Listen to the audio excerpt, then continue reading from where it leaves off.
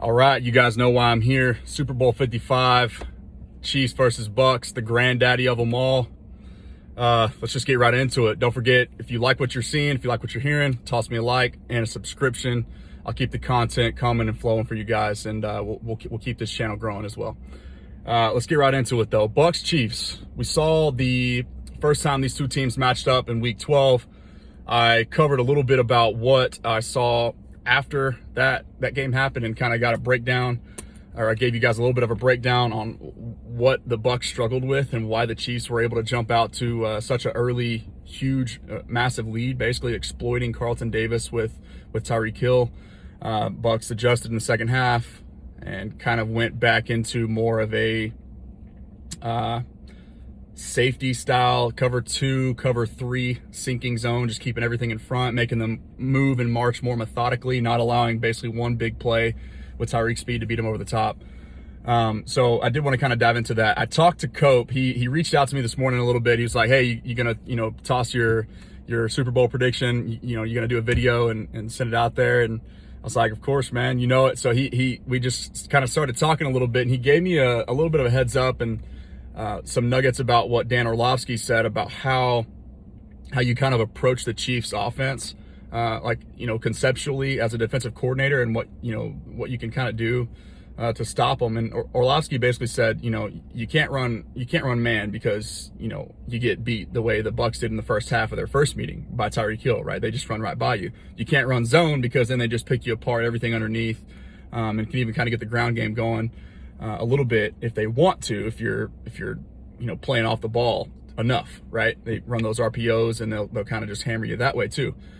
But so I started to try to break down what a cover 3 match zone is, and started digging into that. And what I ultimately came to the ultimate realization of, it's like, why am I going to sit here and try to break down the Chiefs offense and how you stop them if no defensive coordinator that gets paid 6-7 figures a year has been able to do that since, basically Patrick Mahomes and Andy Reid's marriage up in Kansas City, right? So it's like, I thought it was going to be kind of cool to maybe see some things that we could see Todd Bowles do to try and slow the offense down. But then the more I thought about it, the more I just realized that it's like, there's really nothing that you can do. Okay. So we're just going to continue to watch poetry in motion and see some of the things that the Chiefs do well. There's no answer for, because they just have too many different ways to beat you. And I'll talk about a little bit about a couple of those things, but ultimately the biggest storyline right going in is the Chiefs being without their their two starting tackles, and Eric Fisher and Mitchell Schwartz. When, to me, I don't really see that. I don't really view it as them being without their their two starting tackles. And the reason being is just because, first and foremost, Mitchell Schwartz has been out since week 7, week 8. I think he had a back injury. So they placed him on IR very early on in the season. So the Chiefs are kind of used to moving on business as usual without that guy, right? The biggest storyline is Eric Fisher now being out after his exit. He tore his Achilles in their most recent game last week against the Bills.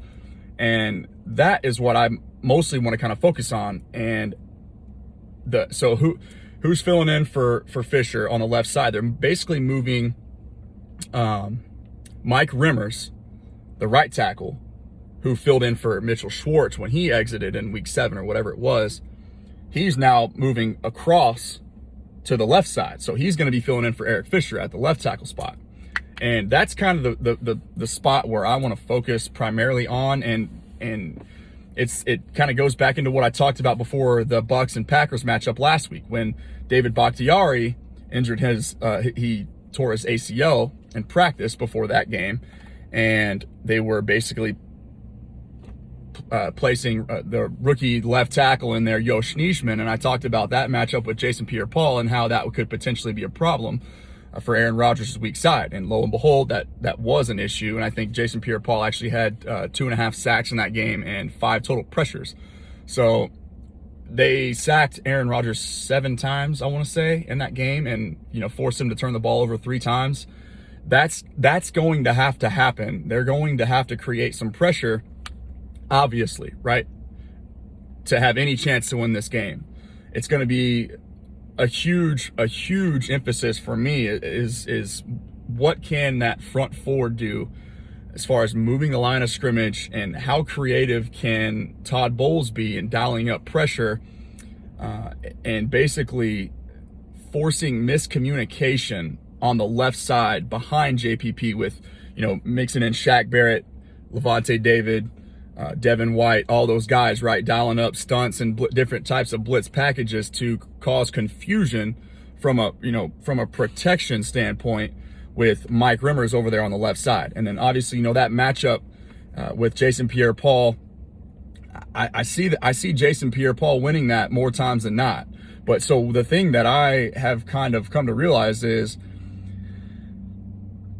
Andy Reid, Eric Bieniemy, Patrick Mahomes, and the like are they're so good and so efficient at basically they find all these creative ways to protect their weaknesses. And so some things that I see them doing early on is kind of getting some easy, quick completions, right? Quick 2-3 step drops, balls out, and just kind of establishing a rhythm that way, seeing how the front four or the front five, the offensive line holds up with, different moving parts now, with your two edge spots, your two tackle spots being, new positions, right, for these players.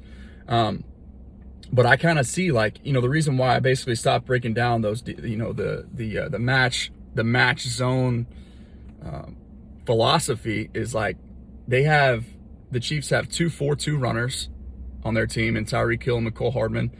They've got reigning Super Bowl MVP and arguably the best quarterback that the world's ever seen in Patrick Mahomes. And then they've got basically another quarterback at the tight end position in Travis Kelce, who, he's just a mismatch no matter where you line him up on the field. So I see a lot of actually jet sweeps and even fly sweeps across to the left side to basically contain on JPP to kind of keep him, if they can gain that half, that if they can make him hesitate for half a step and can't just get, bull rush to the outside, making him stay home and keeping that contained by, sending guys like Mecole Hardman and Tyreek Hill across the formation to the left, to that left side in JPP's face, right? Making him kind of second guess and hesitate before he just kind of can get his head going and try to create pressure and get after Patrick Mahomes. But the thing about that is, if there's one guy that you really don't want to blitz in the NFL, it is Patrick Mahomes, because of those weapons that we talked about and because of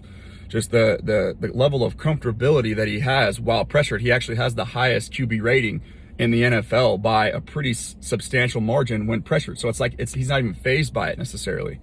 So you're almost better off just kind of muck rushing and almost sagging 8 guys into coverage. But then again, that's how you just get methodically picked apart. So what really do you do? I don't have that answer. Nobody does, right? That's why the Chiefs are in this game for 2 consecutive years. It's just they're so difficult to stop. But I will tell you this: the thing that I'm kind of going to pay really close attention to again on the Bucs side offensively is the amount of times that they just continue to try and force their will and run the football on first down. And ultimately, I think that's why I'm going to pick the Chiefs to win this game, and why I see them winning this game. It's just almost the level of arrogance of inefficiently running the football on first down, just perpetually 2 to 3 yards, and putting yourself into second and third and long situations. Nobody runs the ball more than the Bucs do on first down, and nobody throws the football more than the Bucs do on third and short. So it's just this weird psychology thing. It's almost like a arrogant or a false confidence when they just want to chip away on first down, knowing that they have Tom Brady, and it's almost like, hey, we've got this guy, Tom Brady. He's going to bail us out if we're in third and long situations. It's I don't understand why they don't adapt that philosophy and do what the Chiefs do. Why are the Chiefs the best offense in football? Well, for a multitude of reasons that I've already stated, but they throw the football at a higher percentage than anybody in the league. So they understand the numbers. They understand kind of utilizing first and 10 situations to their advantage when, like, neutral down and distances, they use those so optimally, and they're throwing on 1st and 10 and they're running it on 3rd and short when the Bucs are doing the opposite. So I counted this, and I was actually charting it, and Chris can attest. We're sitting there at his house watching the game, and I'm literally writing it down in my notebook. 5 of the first 6 times on 1st down in that game against the Packers, the Bucs ran the football. 5 of the 6 times on 1st down, those 5 rush attempts on 1st down, they averaged 2.4 yards per carry. So a minimum of 2nd and 8, basically, every single time they run the football on 1st down. And what did we talk about? I've got the stat in here somewhere from my breakdown a couple weeks back. So before their bye week, they ran the ball on 65% of their 1st downs. And that placed them 32nd in the NFL in yards per play on those 1st down rushes. So to me, it's like the arrogance is ultimately going to cost them a Super Bowl victory here if they don't adopt, because what did the Chiefs do? They came out throwing the football. And so, like, before that game in week 12, right, they were already throwing the ball at a higher percentage than anybody in the NFL. And then in week 12, the Chiefs set their own record for highest percentage of pass plays against the Bucs, because I've talked about that too. And I hate constantly saying that, like, I've talked about this, but it's just like my way of kind of keeping myself in check, right? Like, I can go back and look at previous videos, and anyone that pays close attention to this channel, they know the Chiefs, they throw the ball on 1st down so often. And what did they do? They got out to such a huge lead, and then they kept throwing the ball on 1st down. The first 3 quarters of the game, even with a 2 possession or more lead on the Bucs, they were throwing the ball 78% of the time. And that's all downs. So 7 out of 10 plays, they're throwing the football. And I think even a few of those were considered rushing attempts, right? Those aren't even dropbacks. Like 4 or 5 of those were just Mahomes evading the pocket and kind of, just getting to the boundary and, living to see another down, right? But again, so it's like the Chiefs understand neutral down and distances are the most optimal times to throw the football. And that's what they do. And that's what they're going to do. The Bucs stop the run better than anybody in football, and the Chiefs know that. And so week 12, they said, okay, well, if you guys are going to stop the run, we're just going to throw the ball. That's what we do best anyways, and that's what you don't do as well. That's like the weakest component of your defense. So we're just going to throw it on you. What did I talk about last week? Stretch the field vertically. That's how you beat this team. Those guys, Levante David, Shaq Barrett, Devin White, those are like DBs playing linebacker. You try to, move those guys laterally side to side, they're going to eat you up. And I said that before the Saints game too. And, Devin White had a career game, an interception, a forced fumble. Like, those dudes, that's what they want to do. They want to laterally pursue the football and go make plays. They don't want to turn their back and run north and south. So don't be surprised if the Chiefs have less than 12 rushing attempts. Like, if you don't hear Clyde Edwards-Hilaire's name, Le'Veon Bell, who we probably won't even see take the field, I'm guessing, but it'll just be like more of a split backfield between Darrell Williams and Clyde Edwards-Helaire. Don't be surprised if you don't hear those guys' names called more than 10 to 12 times. I mean, they are going to win or lose with Patrick Mahomes dropping back 50 times and throwing the football.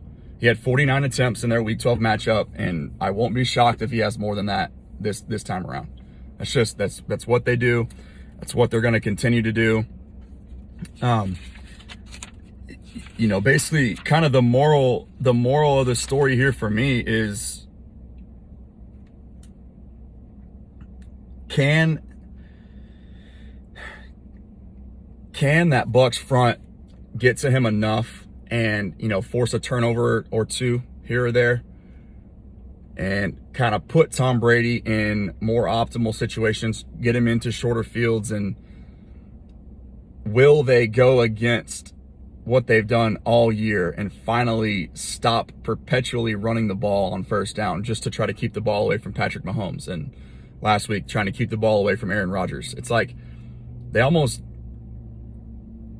in a weird way, don't trust their defense enough. It's like playing a conservative mindset, a conservative play style offensively is ultimately what's going to get you beat. And so, here's another thing too that I've kind of been thinking about.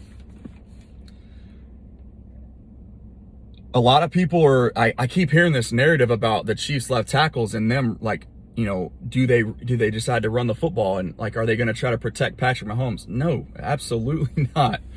And the thing is, like I talked about them, the 2-3 step drops, utilizing their run game. Their run game is going to be Mecole Hardman and Tyreek Hill first and foremost, right?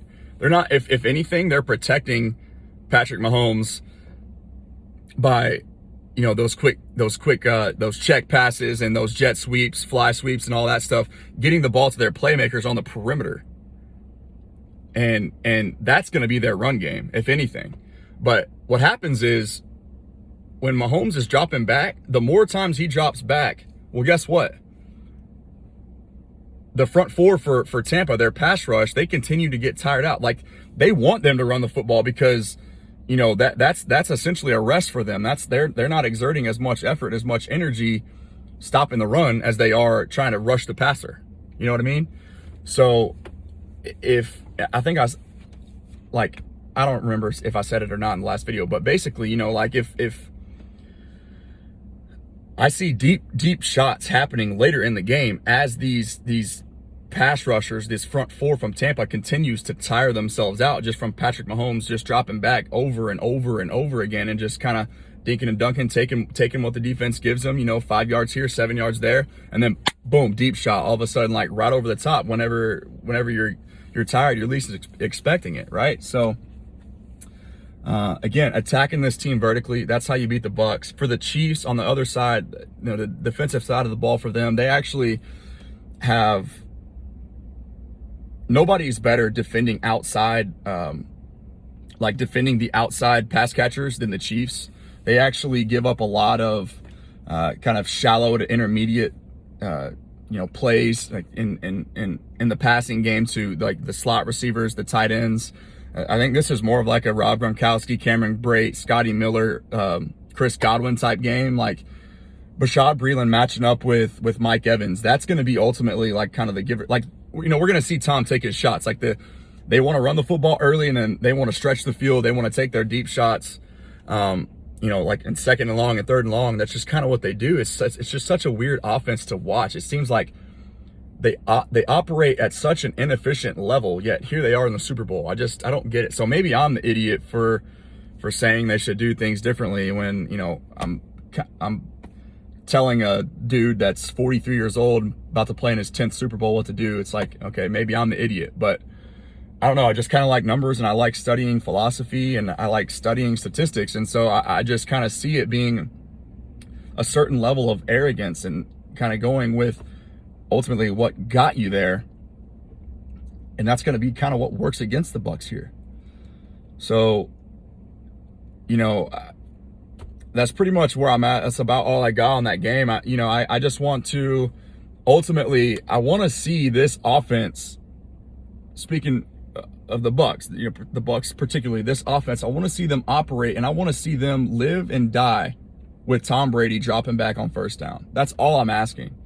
I just want to see neutral down and distances. I want to see them get creative. I want to see Tom just throwing the football. Like, take the Chiefs, kind of beat the Chiefs at their own game. If you're gonna have a chance, like, you got to get out there and you got to be aggressive against this team. And turning around and handing the football to Ronald Jones and Leonard Fournette, I don't think that gets you very far. And they found that out, in week 12, and they had to adapt and start being aggressive. And look, playing from behind, guess what? Their offense became pretty damn good towards the end of that game. They actually came back from, I think it was a 20-7 deficit at one point, and they ended up backdoor covering the spread and lost by 3. So do what got you back into the game in the second half of week 12. Come out firing that way, the same exact way to start the game in Super Bowl 55, man. You've got the greatest quarterback of all time going up against possibly the future greatest quarterback of all time, right? It's a quarterback matchup, and I want to see the game play out that way. I want these two quarterbacks to slug it out and win it. I want that one possession game with the GOAT versus the kid, right? One of these two guys with the ball in their hands, 2-minute drill, just go win a ball game. That's all I'm asking for. So I hope that's what we get. I hope you guys enjoy the game, and we will reconvene next week and look back and see how it plays out. But I think that's all I got.